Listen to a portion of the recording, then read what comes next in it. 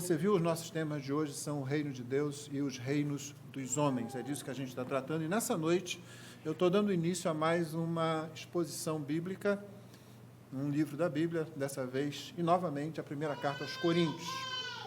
Há alguns anos eu fiz a exposição dessa carta e estou retornando a ela. Acho importante agora que a igreja passou por uma grande renovação, né? Não foi renovação espiritual, não, né? Foi de membros mesmo, tá? Muita gente nova chegando na igreja. Hoje, na reunião com a equipe pastoral, que inclui o presbítero e os assistentes pastorais e o futuro presbítero, nós vimos um número significativo de algumas dezenas de pessoas que na próxima Assembleia devem ser apresentadas à igreja para membresia. E quando isso acontece numa igreja, e eu já passei por isso algumas vezes aqui, receber de uma vez só um grupo, é preciso que a gente faça isso com muito zelo, cuidado com a noiva do Senhor e cuidado com aqueles que estão chegando também, para que todos entrem compreendendo o que está sendo feito, compreendendo qual é a doutrina, o pensamento da igreja, compreendendo, enfim, qual o papel da igreja e qual o papel deles dentro da igreja. Uma das primeiras coisas que eu procuro acabar como conceito na cabeça da pessoa, quando ela vem conversar comigo e diz, pastor, eu quero me tornar membro, é que à medida que ela vai falando, ela vai falar assim, porque eu estou gostando muito do que vocês fazem, e eu estou gostando de vocês, e também aqui na igreja vocês fazem assim e tal, e eu falo assim, olha, a primeira coisa que você tem que acabar é com esse negócio de eu e vocês. Se você quer se tornar membro, você tem que começar a falar na primeira pessoa do plural, nós. Esse é o nosso pronome aqui, nós. A pessoa se entender já como parte do grupo, como parte dos servos que se reúnem neste local como igreja do Senhor. Então, por causa disso, por causa de outras situações, e porque é a palavra de Deus, nós vamos começar hoje mais uma série que eu estou chamando de Em Busca da Excelência Cristã, e eu vou dizer porquê, e essa é a primeira mensagem. Esta mensagem tem como título Santidade, a característica determinante da igreja, e o texto é, naturalmente, o início da primeira carta aos Coríntios, capítulo 1, portanto, versículo de 1 a 9. Peço que você esteja com a sua Bíblia aberta. Santidade, a característica determinante da igreja. Hoje pela manhã você viu que Esther, por alguma razão e durante algum tempo, parece ter esquecido a que povo ela pertencia. Parece ter esquecido, e não somente ela, acho que muitos passavam por isso, em todo aquele longo período que Israel ficou longe de sua terra. Primeiro, um período de 70 anos.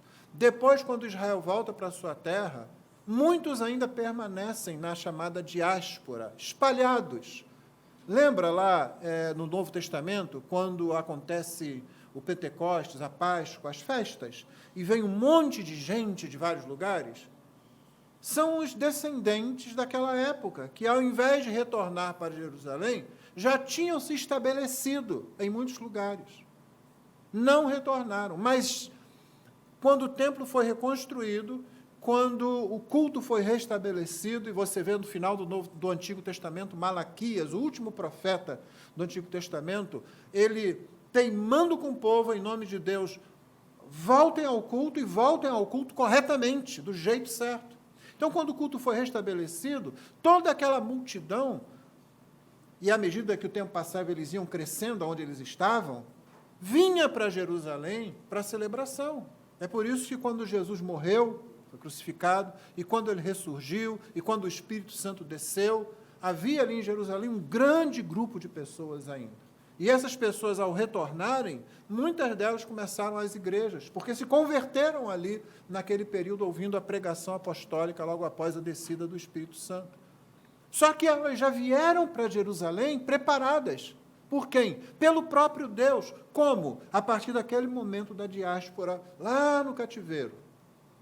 Mas, em algum momento, aquelas pessoas esqueciam que elas eram um povo de propriedade exclusiva de Deus. Quando Mordecai manda dizer a Esther, não pense que você será a única que vai escapar. E completa com aquela, talvez o verso mais conhecido do capítulo 4. Quem sabe, se não foi para essa hora que você foi elevado à condição de rainha. Esther desperta para aquilo. E ela, como que se lembra, Eu não pertenço a essa realidade aqui. Eu pertenço a outra realidade. Foi por isso que pela manhã eu adiantei o tema da santidade, dizendo que santidade na Bíblia, ela não é sempre aquela questão de você, que a gente geralmente entende como você sendo santificado à medida que o tempo passa. Você foi salvo num determinado momento, num determinado ponto da sua vida, mas agora acontece aquele crescimento na graça, no conhecimento de Cristo, aquele abandono do pecado, aquele apegar-se mais a Deus. E esse conceito existe no Novo Testamento, mas talvez o conceito mais importante do que esse seja o conceito de santidade, como aparece aqui no texto que vamos ler, que já vem do Antigo Testamento, que diz: você é um povo separado. Israel, você é um povo diferente, separado pelo próprio Deus, exclusividade dele. E isso passa para a igreja. A igreja é um povo separado. E quando nós perdemos isso de vista, nós podemos transformar a igreja em qualquer coisa fora daquilo que o Senhor Jesus planejou para ela. Vamos então à leitura e lembre-se, o tema é santidade, a característica determinante da igreja. 1 Coríntios 1, de 1 a 9, diz assim: Paulo, chamado pela vontade de Deus para ser apóstolo de Cristo Jesus, e o irmão Sóstenes, à igreja de Deus que está em Corinto, aos santificados em Cristo Jesus, chamados para ser santos, com todos os que em todos os lugares invocam o nome do nosso Senhor Jesus Cristo, Senhor deles e nosso. Que a graça e a paz de Deus, nosso Pai, e do Senhor Jesus Cristo estejam com vocês. Sempre dou graças ao meu Deus por vocês, por causa da graça de Deus que foi dada a vocês em Cristo Jesus, porque em tudo vocês foram enriquecidos nele, em toda a palavra e em todo o conhecimento, assim como o testemunho de Cristo tem sido confirmado em vocês. De maneira que não lhes falta nenhum dom, enquanto aguardam a revelação do nosso Senhor Jesus Cristo. Ele também os confirmará até o fim, para que vocês sejam irrepreensíveis no dia de nosso Senhor Jesus Cristo. Fiel é Deus, pelo qual vocês foram chamados à comunhão de seu Filho Jesus Cristo, nosso Senhor. Essa é a palavra de Deus. Amém? De que trata a carta, irmãos? Ela apresenta um caminho superior, excelente, para a igreja local ser o que Cristo quer que ela seja. E como é que se dá esse caminho, ou qual é esse caminho? Ele acontece através da prática do amor cristão. 1 Coríntios 12, o último versículo, Paulo diz: e eu passo a mostrar-lhes um caminho ainda mais excelente. Excelente é a tradução de um termo, de onde vem a nossa palavra hipérbole. Geralmente a gente fala em hipérbole quando há um exagero, uma coisa bem exagerada, né? Eu estou aqui esperando você há 200 anos e você não chega. Às vezes está ali só 5 minutos de atraso e a pessoa já está falando disso, né? Hipérbole é o exagero, mas o sentido dela no texto é alguma coisa que vai muito além, muito superior, extravasa realmente. E é isso que Paulo quer dizer quando naquela discussão lá no capítulo 12, capítulo 13, capítulo 14, sobre as atividades da igreja, como o Espírito usa os membros da igreja, mostrando que todos são interdependentes, que não há um que exerça uma função, que tenha uma capacitação que o torne superior aos outros, nem mesmo o pastor. Quando Paulo está discutindo tudo isso, ele diz o seguinte: olha, há um caminho superior, há um caminho excelente, um caminho de excelência para sermos igreja como Cristo quer que nós sejamos igreja, que resolve tudo isso que eu vim tratando nesses 12 capítulos, que norteia tudo isso e norteia o que eu ainda vou dizer. E isso é o amor. E aqui temos que, como sempre, dizer, o amor não como o mundo define hoje, não como você vê na mídia, mas como a Bíblia o define. E como nós vamos ter o capítulo 13 ainda para expor, vamos aguardar até lá. Mas esse é o objetivo da carta. Ser igreja, e não ser apenas igreja institucional, não ser igreja nem mesmo que se entende organicamente, mas igreja que busca a excelência da prática do amor cristão, que é muito mais do que tudo que a sociedade à nossa volta diz. Por que meios que isso acontece? O que essa carta apresenta, então, para que isso seja feito, para que isso seja alcançado, para que a igreja se torne igreja, como Cristo quer que seja? Rimou, né?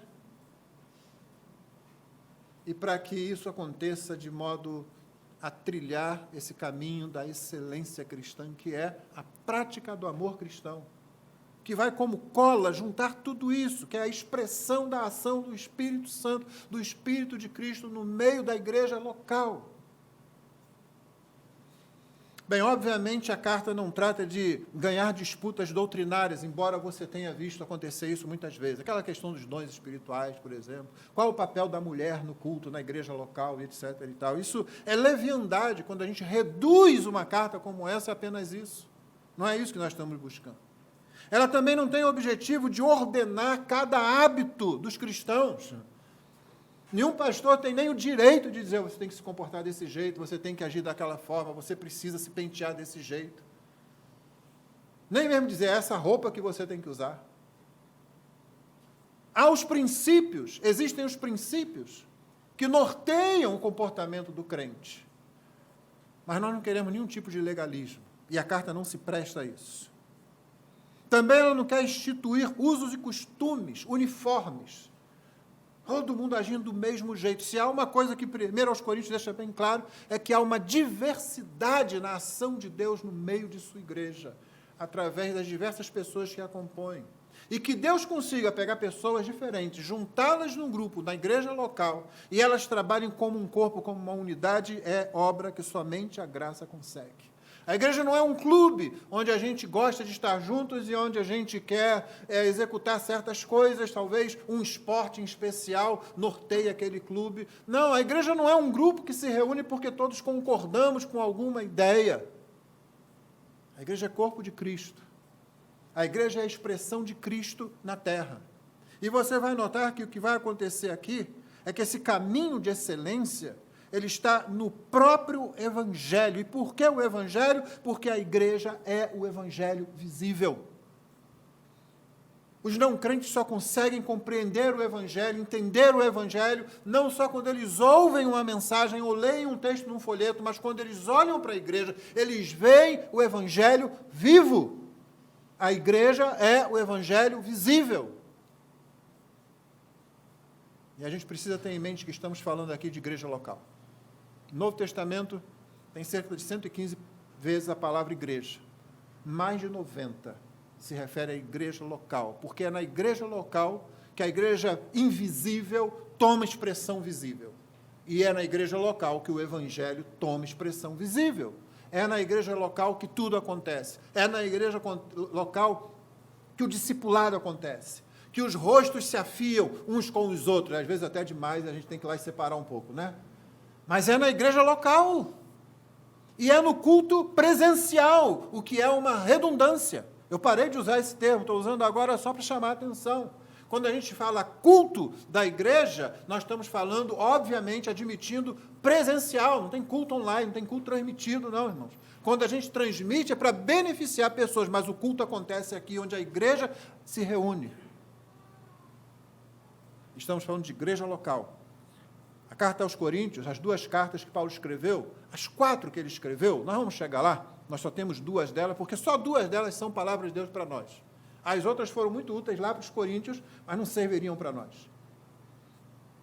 Mas foram cartas, todas elas, a uma igreja local, uma igreja que se reunia na cidade de Corinto, uma igreja formada por gente de carne e osso, que se identificava como uma só. E essa igreja é o Evangelho visível. É por isso que quando você começar a ler a carta aos Coríntios, e eu peço que você essa semana faça isso, comece a ler. Não leia o primeiro capítulo, o pastor pregou até o 9, eu vou ler só até o final. Não, leia toda a carta. Aliás, como você faria com qualquer carta, não é assim? Quando a gente recebia a carta mesmo, não o e-mail, né? Essas coisas assim tão frias. Quando você recebia aquela carta, principalmente quando era escrita à mão, você sabe, uma pessoa parou para ter um trabalho que vai muito mais além do que digitar um texto, né? Escreveu aquilo, teve o trabalho de assinar, teve o trabalho de colocar dentro de um envelope, de ir até o correio, de enviar aquilo para você, tudo isso vem à mente, aí você abre aquilo, você não pega a carta e vai lá para o meio da carta e lê um trecho dela. Você começa a ler do começo, você começa a ler e vai até o final. Não era assim que a gente fazia? Pelo menos os que são da minha época, né? Os de hoje, coitado, nem sabe que experiência gostosa era essa. Não é que e-mail não tenha sutilidade. E hoje está até ficando obsoleto, né? Eu só nem vejo e-mail. vejo o Zap só, né? Mas que tinha um gostinho muito bom, aquelas cartas, né? Eu e minha esposa, nós guardamos cartas que escrevemos um para o outro. Uns para os outros não, né? Um para o outro. Então você lia, e dependendo, se fosse carta daquela pessoa, você lia uma vez, duas vezes, daqui a pouco você estava decorando a carta, né? Faça isso com a primeira carta aos Coríntios. Leia uma vez, leia duas vezes. Se você tiver mais de uma versão bíblica em casa, então leia nas duas versões. E fique lendo ao longo de todo esse tempo em que vamos estar expondo toda essa carta.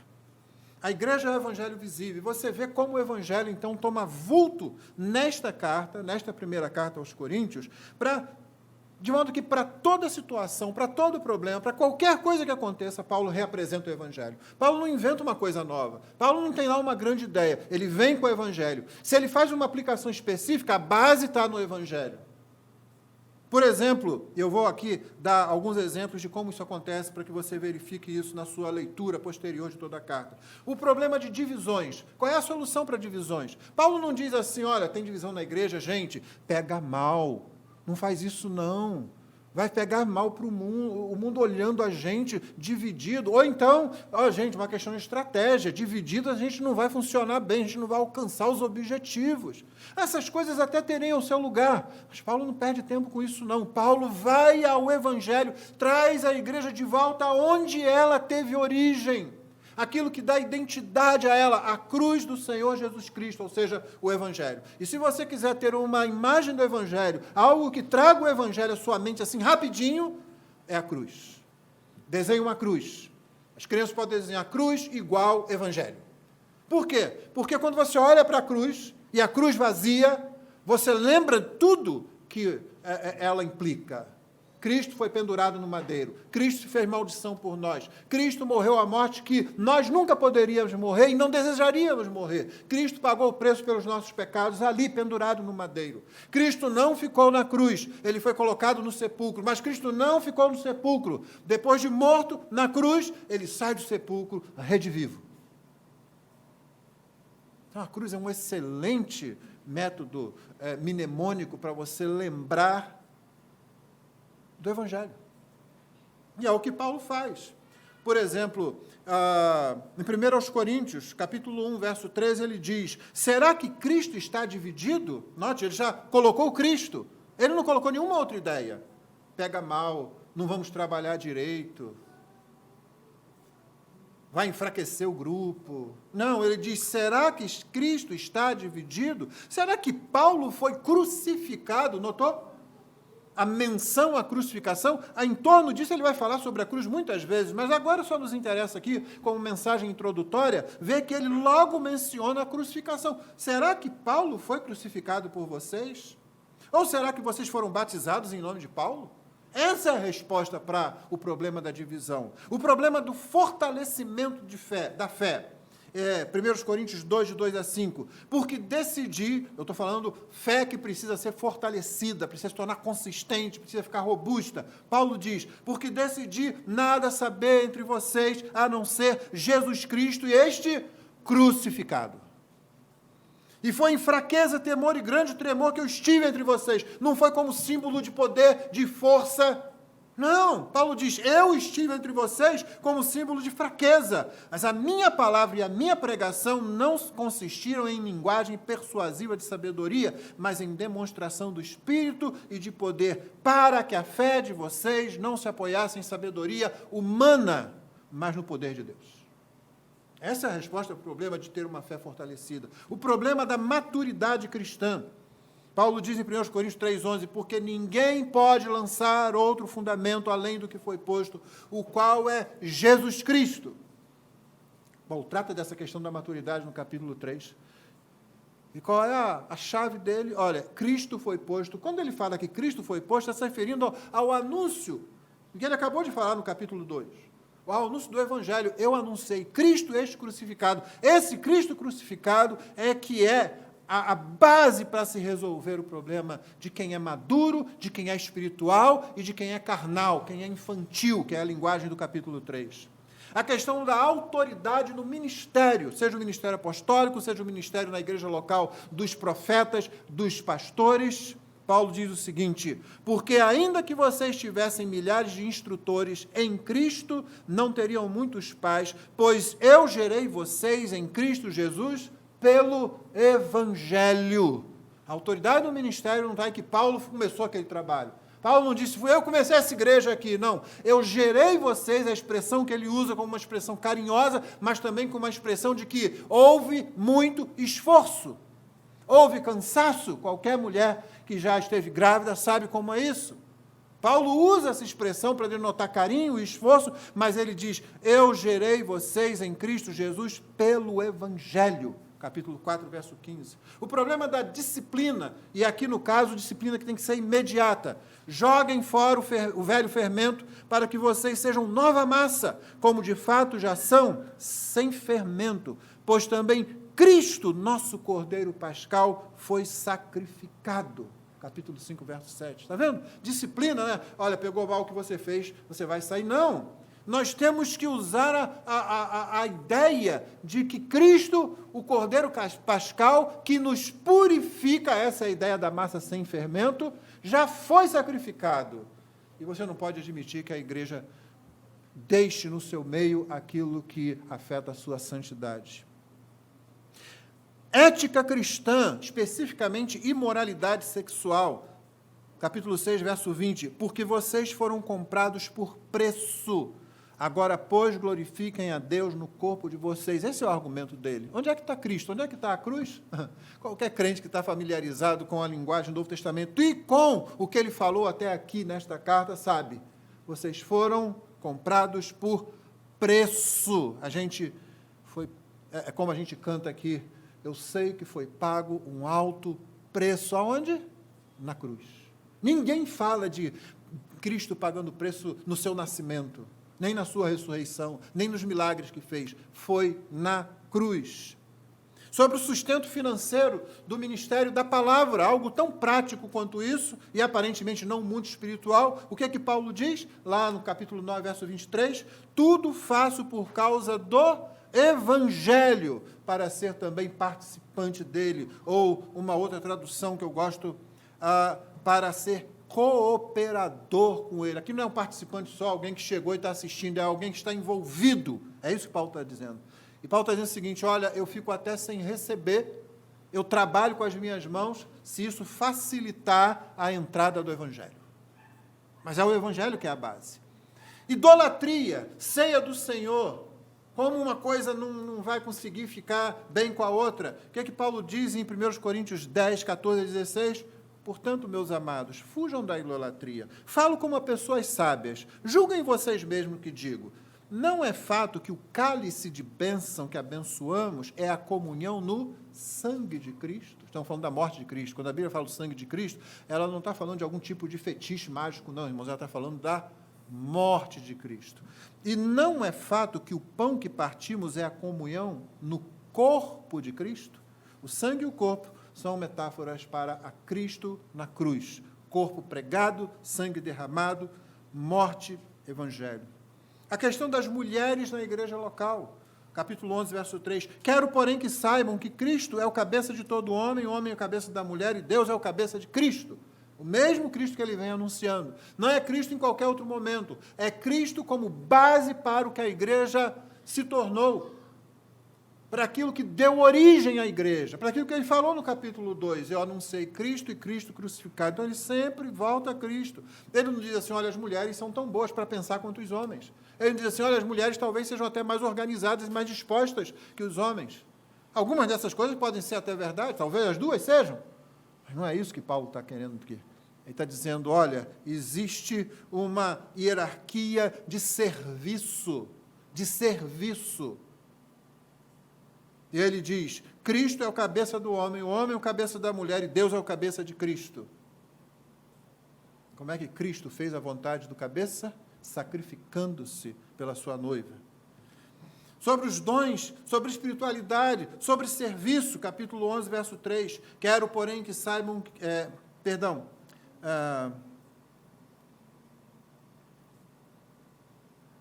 eu anotei errado. Vou ficar devendo essa. Mas eu quero dar só exemplo, vou dar mais um último só. Sobre a ressurreição.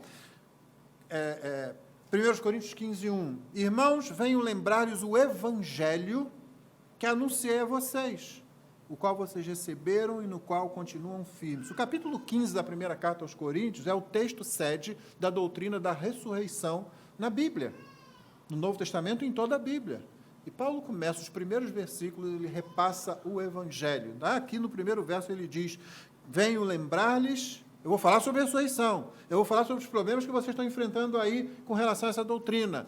O que é que eu começo fazendo? Lembrando. Estou dizendo uma coisa nova, não estou dando argumentos novos, eu vou lembrar o que eu já falei a vocês, que eu anunciei a vocês o evangelho, no qual vocês creram, no qual vocês continuam firmes. Foi esse evangelho que vocês receberam. E o que é que o evangelho faz, então, no ambiente da igreja local? Você viu como cada coisa que Paulo, e nós vamos ver isso ao longo da carta, eu não dei todos os exemplos, cada coisa, cada enfrentamento, cada situação, Paulo não recorre a outra coisa. Vamos ver o que o evangelho diz? Vamos ver o que significa a morte de Cristo na cruz para nós? Porque é daqui que a gente vai tirar a nossa prática. É daqui que a gente vai entender o caminho mais excelente do amor cristão e como ele se aplica realmente. É o evangelho, irmãos. E o que é que o evangelho faz no ambiente da igreja local? Primeiro, deixa eu dizer para você, leve a sério o plural nessa carta. O plural não é um plural de modéstia, não é um plural de estilo literário. O plural é porque Paulo está escrevendo para uma igreja e ele quer dizer, eu estou falando com todos vocês. Vocês são um grupo, mas são muitos. E esse é um assunto tratado na carta. Sendo muitos, eu me dirijo a vocês como a igreja de Cristo, porém eu falo no plural, vocês, sempre, o tempo todo. Entendam assim também. Levem a sério isso aí. Paulo está falando com todos e com cada um, como se fosse uma unidade, e a diversidade ali no meio da unidade. Diversidade não é invenção dessas ideologias que a entendem erradamente. Diversidade vem da bondade, da beleza e da verdade de Deus Criador. É a diversidade no próprio ser de Deus, que é um só, mas que subsiste em três pessoas, Pai, Filho e Espírito. A diversidade já começa ali, mas é diversidade perfeita, é diversidade de glória, é diversidade de construção e não de destruição, como aquela diversidade que a gente ouve falar por aí. Então, Paulo começa dizendo, sempre dou graças ao meu Deus por vocês, por causa da graça de Deus que foi dada a vocês em Cristo Jesus. Leve a sério o plural nessa carta. Esse eu li, é o versículo 4 do capítulo 1. Segundo, o que o Evangelho faz? Ele nos lembra que nada se faz sem doutrina. O verso 5 que nós lemos, aí eu voltei ao capítulo 1. Porque em tudo vocês foram enriquecidos nele, em Cristo, em toda palavra e em todo conhecimento. Irmãos, nada se faz sem doutrina. A doutrina é a própria palavra de Deus, a doutrina não é invenção do homem, a não ser que o ser humano chegue para pregar, modifique o que a Bíblia diz e ensine outra coisa. É por isso que a autoridade pastoral só pode subsistir enquanto pastor, enquanto pregador, seja ele quem for, se apoie na palavra de Deus, transmita a palavra de Deus, não adultere a palavra de Deus. No momento que um pastor, um pregador se desvia dali, você não pode mais ouvi-lo. Ele precisa ser resistido. E se insistir em se desviar da apresentação que a Bíblia faz, ele precisa ser removido do seu pastorado. Isso não é minha ideia, não, isso é a ideia da Bíblia.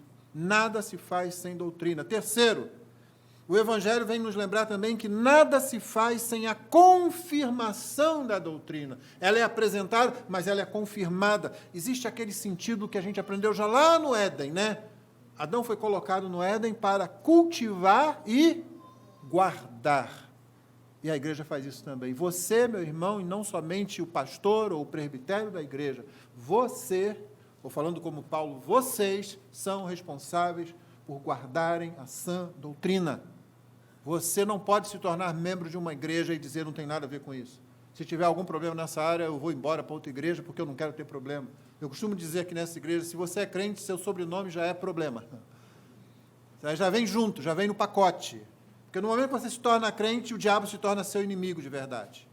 Ele sempre é inimigo dos homens, mas agora você está com um alvo nas costas, como se costuma dizer, para ele. O seu pecado é realçado dentro de você.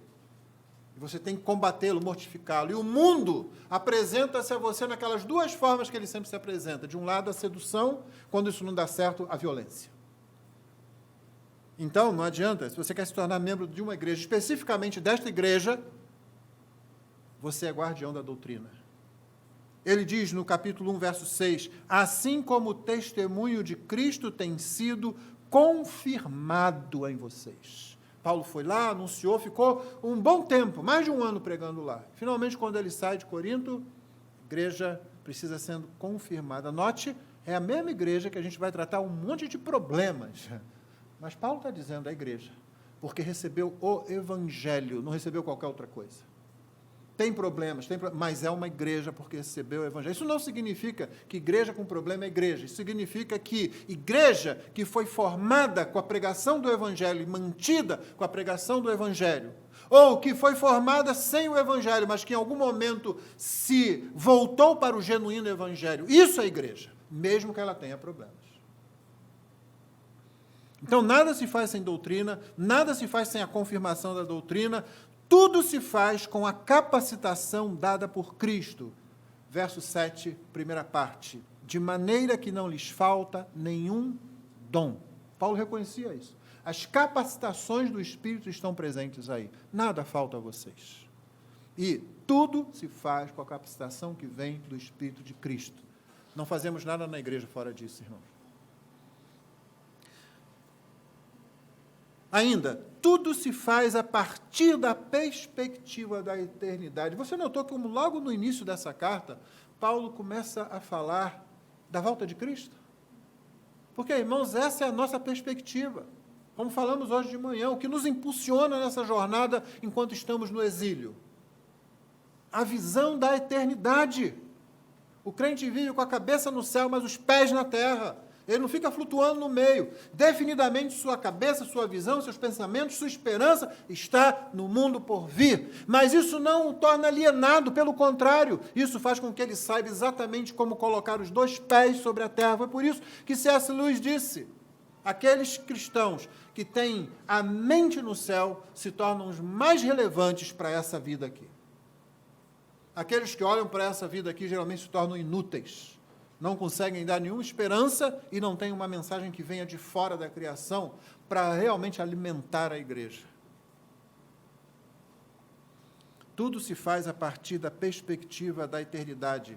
Segunda parte do verso 7, onde se diz, enquanto aguardam a revelação de nosso Senhor Jesus Cristo. Ora, quando Paulo fala isso, depois da cruz, depois da ressurreição, depois da descida do Espírito Santo, Paulo não está mais se revelando a revelação do Evangelho, mas a revelação que falta, quando Cristo retornar e colocar um ponto final na história.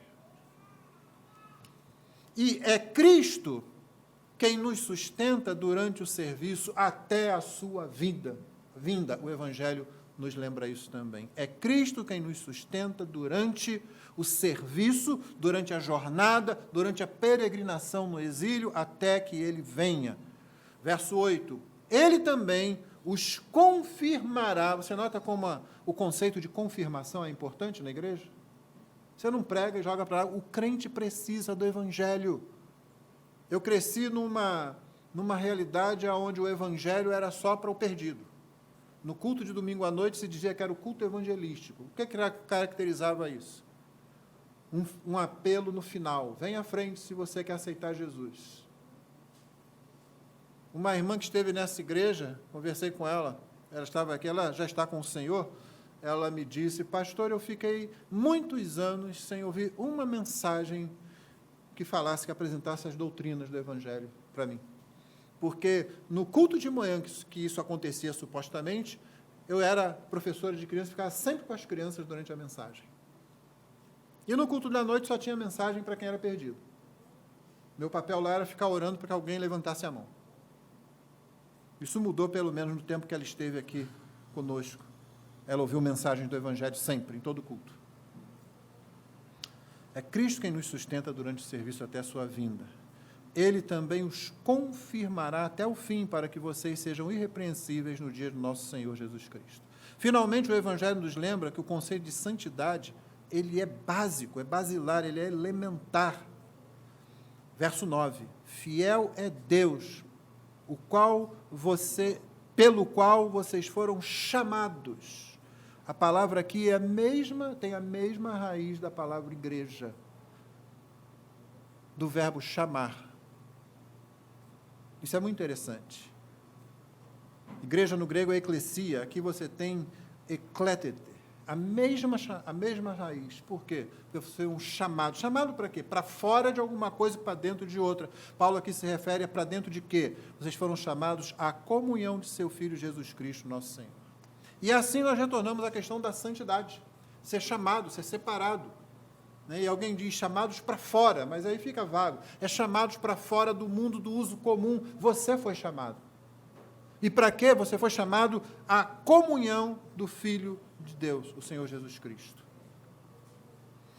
E a primeira coisa que o Evangelho faz no novo crente é justamente isso, separar o crente para o uso exclusivo de Deus. Os versos de 1 a 3 que nós não tratamos, vamos tratar agora para finalizar. Paulo, chamado pela vontade de Deus para ser apóstolo de Cristo Jesus, e o irmão Sóstenes, depois a gente vê quem são os amigos de Paulo aqui, na primeira carta. A igreja que está em Corinto, a igreja de Deus que está em Corinto, aos santificados. Certamente Paulo não está falando aqui daqueles que têm uma vida que foi aprimorada, até porque os problemas que vêm aí pela frente, eles mostram que não era isso. Aos separados, aos santificados, aos deslocados do mundo para uso exclusivo de Deus. Em Cristo Jesus, chamados, olha, novamente a mesma expressão, ela já tinha sido usada aqui, para ser o quê? Para ser santos. Ou seja, para que essa santidade que desloca, que distancia do mundo, se verifique na vida de cada um e na vida de todo o grupo. Não é uma separação geográfica, é uma separação qualitativa, é uma separação de natureza. Antes você era pecador, perdido nos seus pecados, morto nos seus delitos, igual a todo mundo, mas agora ele veio e te deu vida, separou você, e agora essa separação começará a se manifestar na sua vida. Através de quê? Através daquele caminho de excelência, o caminho superior, o caminho da prática do amor cristão, que Paulo vai demonstrar ao longo de toda a carta, quando o Evangelho é aplicado a cada situação na vida da igreja. Vocês foram chamados para ser santos, com todos os que em todos os lugares invocam o nome de nosso Senhor Jesus Cristo. Por que ele cita isso aqui, se ele está tratando daquela igreja local? Para que a gente se identifique com todos aqueles que foram separados. Esse é o ponto aqui. É por isso que santidade é a característica determinante da igreja local. Da igreja de Cristo e, portanto, da igreja local. Essa separação. Por que nós oramos aqui pelos irmãos que sofrem perseguição? Não é porque a gente tem peninha deles, irmão. Certamente a gente se entristece, a gente se compadece da situação, mas não é por isso. É porque eles são o corpo de Cristo, e se uma parte do corpo sofre, o corpo todo sofre. E se isso é verdade na igreja universal, eu me lembro do coitado Renato tentando explicar isso quando a gente foi falar o credo, né? Foi explicar católica, né? Cremos na igreja católica. Não, irmão, não é a igreja católica, tem que explicar, né? É a igreja universal, e tem que explicar também. Aí o irmão do meu lado falou, que tal falar a igreja mundial? Mas não tem para onde escapar, né? Mas é para que nós nos identifiquemos com todo aquele grupo de pessoas que confessam Cristo Jesus e somente Cristo Jesus. E se isso é verdade na igreja católica, universal, mais ainda se expressa essa verdade na igreja local. A igreja visível, o evangelho visível. Cristo Jesus, Senhor deles e nosso, que a graça e a paz de Deus, nosso Pai, e do Senhor Jesus Cristo estejam com vocês. Quando Paulo fala que estejam, isso aqui não é igual que a força esteja com você, não. Tá? Os filhos do Charles gostam muito disso. Os filhos de Charles, o Vitor e o Paulo Henrique, eles gostam muito disso.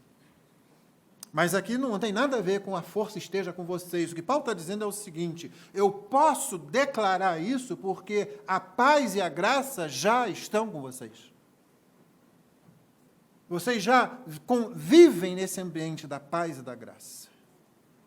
Por isso, irmãos, a característica determinante da igreja, em todos os seus conceitos, incluindo igreja local, é a de que ela é separada do mundo para uso exclusivo de Deus. Por isso, a Bíblia diz que, apesar de nós estarmos no mundo, não somos no mundo. João 17,16 diz, eles não são do mundo, como também eu não sou. Também nos diz que somos geração eleita, sacerdócio santo, povo de propriedade exclusiva de Deus, a fim de proclamar as virtudes daquele que os chamou das trevas para a sua maravilhosa luz. Isso é o apóstolo Pedro, na sua primeira carta, capítulo 2, verso 9. O que nós vamos investigar, aprender, relembrar e absorver nas próximas semanas, permitindo Deus, é o que Deus tem para a sua igreja, de modo que ela busque não a perfeição. É isso que Deus está querendo em nós aqui, irmãos. Mas um modo superior. E traduzindo bem a palavra lá que Paulo usa, hyperbole, de onde vem hipérbole, excessivamente melhor. Um caminho excessivamente melhor. É isso que a gente está querendo buscar aqui. Não perfeição, não. Não nos iludamos, a palavra de Deus não ensina isso. Mas um caminho, sim, excessivamente melhor. De dar visibilidade ao Evangelho, enquanto nós seguimos na jornada para o céu. Ore por isso, para que a gente consiga fazer isso. O que a gente quer é que a expressão visível do Evangelho nesta igreja local seja uma expressão vigorosa, seja uma expressão coerente, consistente, em alinhamento com o Evangelho que tem sido pregado desse púlpito, ensinado nos diversos grupos da igreja, ensinado às crianças pelos seus pais e mães em suas casas, e que nós temos procurado viver ao longo desse tempo. Que o Senhor nos abençoe e nos conceda que alcancemos esse objetivo. Amém? Vamos orar ao Senhor. Pode permanecer sentado enquanto nós oramos. Pai querido, muito obrigado pela Tua palavra. Concede-nos a bênção de, nos próximos meses, semanas, se assim o Senhor nos permitir, nós investigarmos mais a fundo como o Senhor quer que uma igreja local funcione e que consigamos compreender, e não somente isso, mas trilhar o caminho da excelência na vida cristã. Concede-nos essa bênção, Pai, de modo que essa igreja se torne vigorosa. Olha para os nossos inimigos, Senhor, que tudo farão para nos afastar disso. Nosso pecado, o mundo, o diabo, dá-nos vitória, Senhor, que nós possamos resistir ao diabo confiados em Ti, que nós rejeitemos o mundo confiados em Ti e que nós mortifiquemos o nosso pecado também confiados na Tua palavra, confiados no Senhor Jesus. É a oração que fazemos em nome dEle. Amém.